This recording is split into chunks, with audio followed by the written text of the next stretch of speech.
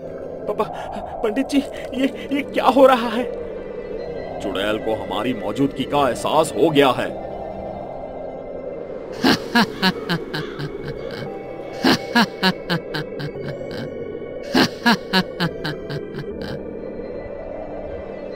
तुम सब मरने आए हो। संध्या, तुम मेरी संध्या हो। इस चुड़ैल के वश में मत रहो।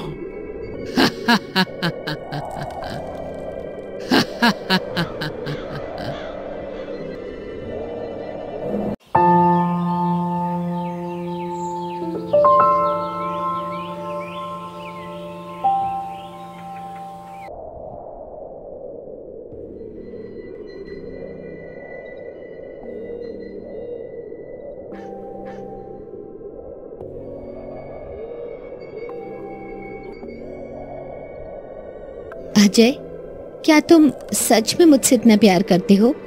हाँ संध्या, तुम्हारे बिना मेरी दुनिया अधूरी है। क्या हुआ, तुम उदास क्यों हो? कुछ नहीं, बस एक अजीब सा डर लगता है।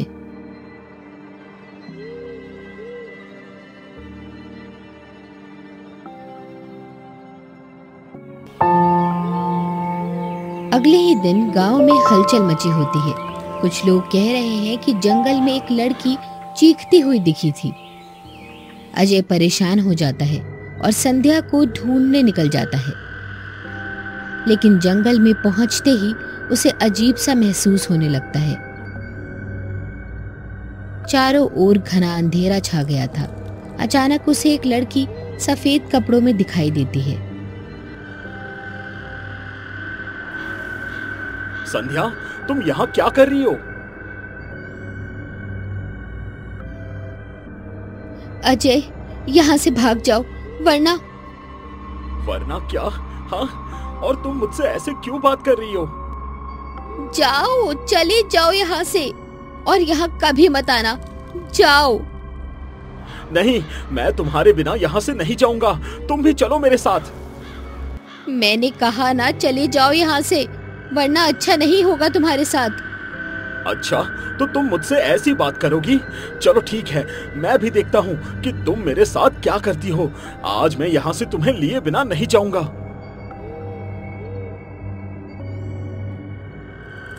मैंने कहा था चले जाओ यहाँ से। अब तुम्हें मुझसे कोई नहीं बचा सकता।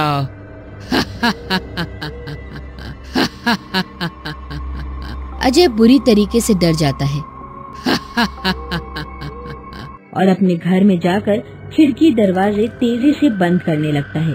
ये सब देखकर उसकी माँ हैरान हो जाती है और उससे पूछती है, क्या हुआ बेटा, तुम इतने परेशान क्यों लग रहे हो और ये दरवाजे ऐसे क्यों बंद कर रहे हो, जैसे जैसे कोई तुम्हारे पीछे पड़ा हुआ हो। बताओ मुझे, कौन है वो? मैं अभी जाकर उसकी खबर लेती हूँ। अरे माँ, कोई नहीं है बाहर। वो तो बस ऐसे ही, बाहर बहुत तेज तूफान चल रहा था, तो मैंने सोचा जल्दी से खिड़की दरवाजे बंद कर दूं। कहीं अगर धूल मिट्टी घर के अंदर आ गई तो तुम्हें बेकार में सफाई करनी पड़ जाएगी। मत खोलो दरवाजे, मत खोलो। तूफान? लेकिन मुझे तो बाहर कोई तूफान नजर नहीं आ रहा, ना ही किसी तूफान की आवाज है। पूरे गांव में शांति फैली हुई है।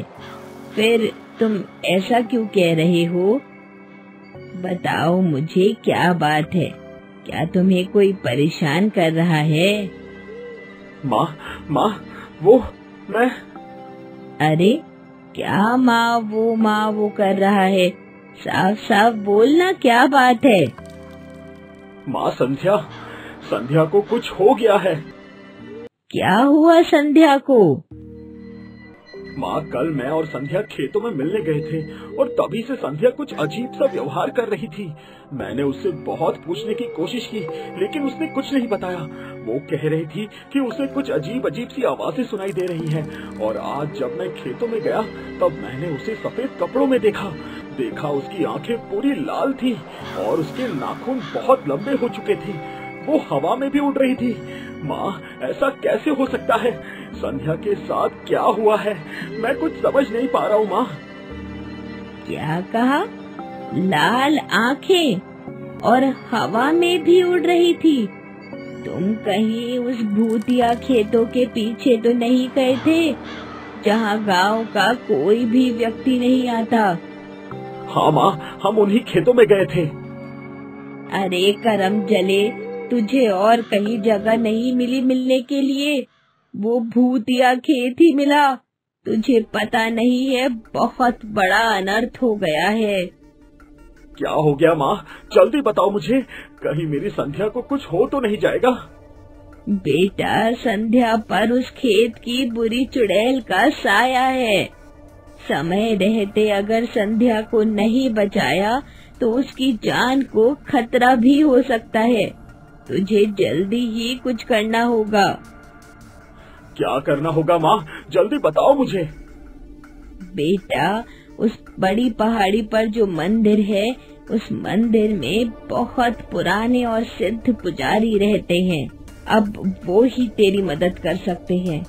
उन्हीं के पास चुड़ैल को मारने का उपाय है। लेकिन याद रहे, वो चुड़ैल तुम्हें रोकने की पूरी कोशिश करेगी। इसमें तुम्हारी जान को खतरा भी हो सकता है। मैं अपनी संध्या के लिए कुछ भी कर सकता हूँ माँ।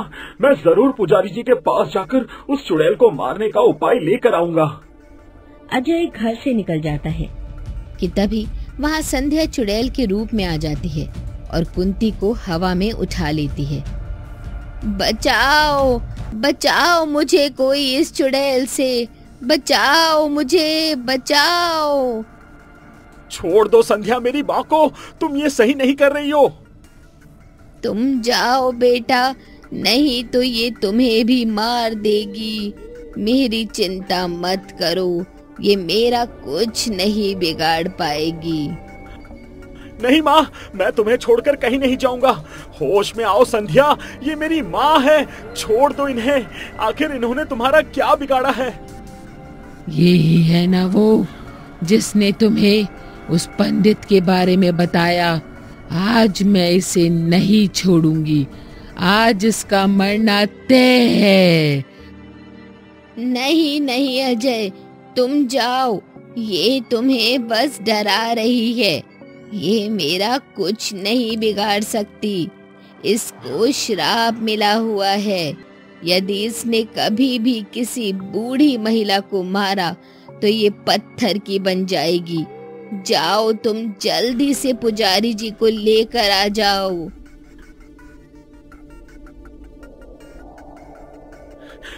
पंडित जी, मेरी मदद कीजिए। संध्या वो चुड़ैल बन गई है। ये तो बहुत अनहोनी बात है। क्या तुमने उसे जंगल में देखा? हाँ, उसकी आंखें लाल थी और उसका चेहरा डरावना हो गया था और उसने मेरी माँ को भी अपने जाल में कैद किया हुआ है। लगता है ये कालिका चुड़ैल का काम है। कालिका चुड़ैल? हाँ, ये जंगल में बरसों से सोई हुई थी, लेकिन लगता है किसी ने इसे फिर से जगा दिया है। उसने संध्या के शरीर पर कब्जा कर लिया है। हमें संध्या और माँ को उससे बचाना होगा पंडित जी। ये आसान नहीं होगा, लेकिन अगर तुम हिम्मत रखो तो हम उन्हें छुड़ा सकते हैं। पंडित जी एक पुरानी पोथी निकालते हैं और उसमें से कुछ पढ़ने लगते हैं। तभी उनकी नजर एक पन्ने पर जैसे टिक सी जाती है। तभी अजय उनसे पूछता है, क्या हुआ पंडित जी? अपने पन्ने पलटने बंद क्यों कर दिए? चुड़ैल को हराने के लिए पवित्र दीपक को जलाकर जंगल के प्राचीन मंदिर में रखना होगा और उस मंदिर की सबसे पुरानी और चमत्कारी भगवान शिव की मूर्ति को फिर से स्थापित करना होगा। लेकिन पंडित जी, वो पुरानी मूर्ति मिलेगी कहाँ?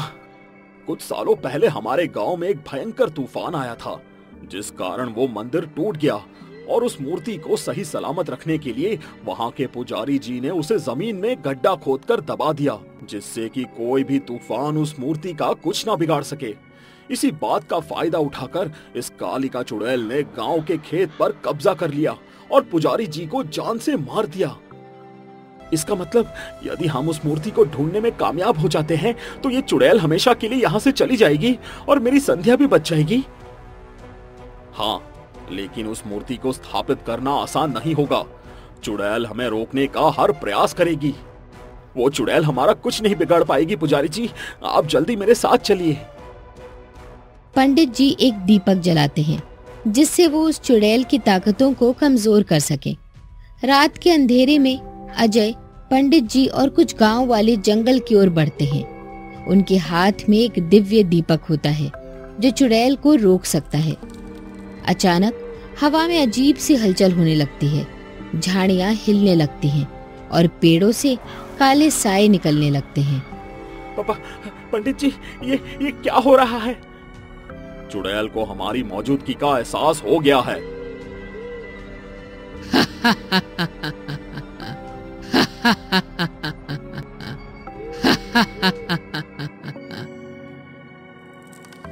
तुम सब मरने आए हो। संध्या, तुम मेरी संध्या हो। इस चुड़ैल के वश में मत रहो।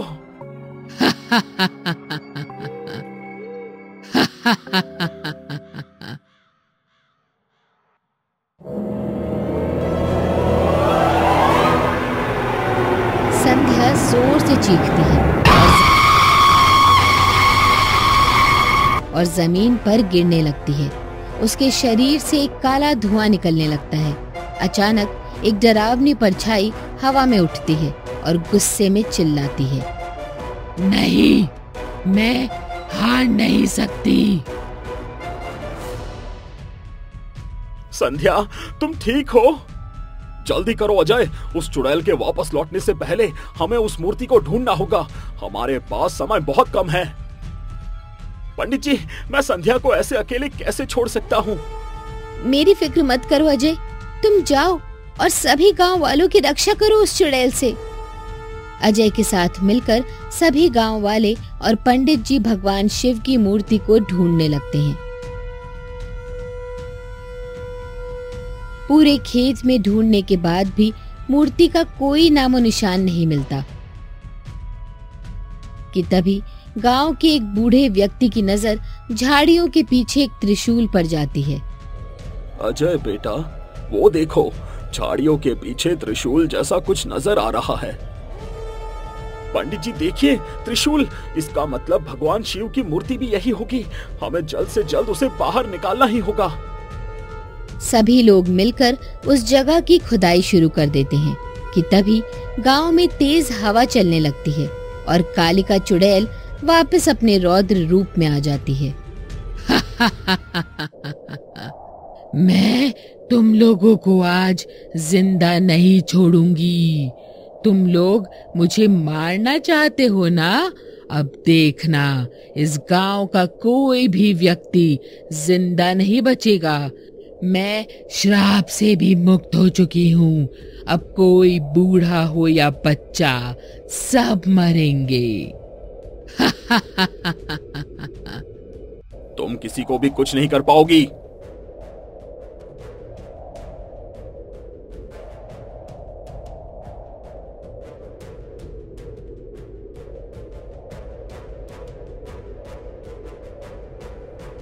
अजय, जल्दी करो, नहीं तो ये सबको मार देगी। अजय खुदाई करने में अपनी पूरी जान लगा देता है कि तभी उसकी आंखों पर मूर्ति से निकल रही तेज रोशनी पड़ती है और अजय ये देखकर खुश हो जाता है और मूर्ति लेकर मंदिर में पहुंच जाता है।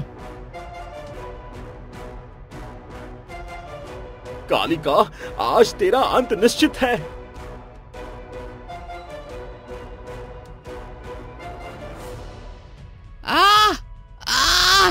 बचाओ मुझे, ये रोशनी मुझे खत्म कर देगी। अजय, इसे हटा यहाँ से, वरना मैं तुझे छोड़ूंगी नहीं। कालिका, तूने हम सभी गांव वालों को बहुत परेशान किया है। आज तुझे कोई भी नहीं बचा सकता। कालिका का अंत हो जाता है और गांव के सब लोग खुश हो जाते हैं।